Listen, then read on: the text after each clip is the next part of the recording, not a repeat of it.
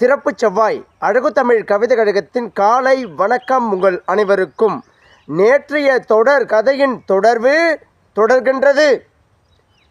அந்த காட்டுக்குள் மறைந்திருந்த சிறையில் அடைக்கப்பட்ட கைதிகளும் நிகழ்கால மன்னர்களும் முன்கால மந்திரிமார்களும் மாட்டிக்கொள்கிறார்கள். இந்த மக்களிடையே அவர்கள் கட்டி வைக்கப்படுகிறார்கள்.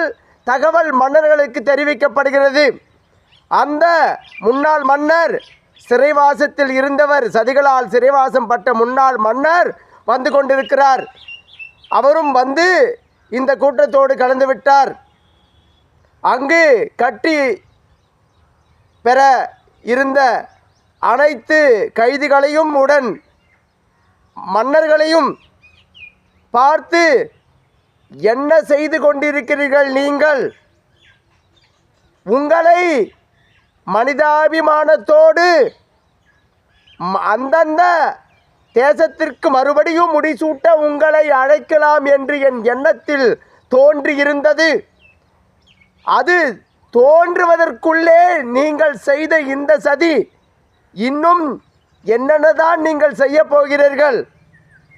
மாபெரும் ஆட்சி புரிந்திருந்த என்னை அன்றே சதி செய்து சிறையில் அடைத்தீர்கள். என் குடும்பம் மாறு வேடத்தில் ஊர் ஊராக சுற்றி திரிந்தது. இந்த நிலையை என் முன்னோர்கள் செய்யாததை போல் நான் ஆட்சி புரிய வேண்டும் என்ற நினைப்பை அறுத்து எறிந்துவிட்டு என்னை சிறைப்படுத்தி விட்ட வஞ்சகக்காரர்கள் நீங்கள். இருந்தாலும் உங்களை மன்னித்து மறுபடியும் சிறந்த மனிதர்களாக உருவாக்க உங்கள் வாரிசுகளுக்கு என் மகன் முடிசூட்டி அழகு பார்த்தான். அவர்களும் இங்கேதான் உள்ளார்கள், பாருங்கள்.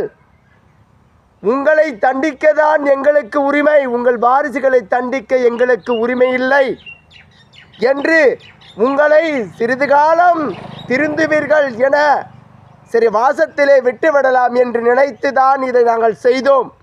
நீங்கள் என்ன என்றால், மறுபடியும் எங்களுக்குள், எங்கள் சமஸ்தானத்துக்குள் பெரும் கிளர்ச்சியை ஏற்படுத்தி வஞ்சகம் செய்து ஆட்சியை பிடிக்கலாம் என குறுக்கு வழியை தேர்ந்தெடுத்து கொண்டிருக்கிறீர்கள். உங்களை என்ன செய்வது என்று எனக்கே புரியவில்லை என ஆலோசனை செய்து கொண்டு இருக்கிறார். என்ன செய்யலாம் என சற்றே எதிர்பாராத இவர் மகன், அப்பா, இவர்கள் வெளியில் நடமாட்டம் இருந்தால் ஒரு வழியாக மக்களை வாழவிட மாட்டார்கள். இவர்கள் இனி ஆயுளுக்கும் சிறைவாச